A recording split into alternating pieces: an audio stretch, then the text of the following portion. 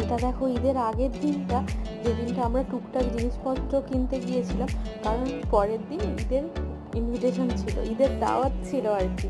তো এটা ঈদের দিন আমি আর আলিশা রেডি হয়ে গেছি দেখো এখন।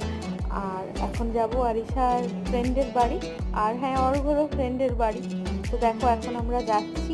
প্রথমে আমরা যাব আবুধাবির এক জায়গায়, ওখান থেকে আমরা দেখব আজকের ফায়ার ওয়ার্ক শোটা, তারপরে যাব ওদের বাড়ি। আর এই দেখো এখন চলে এসেছি, আর এদিকে আলিশা আর আলাইনা দুজনে ভীষণই মজা করছে।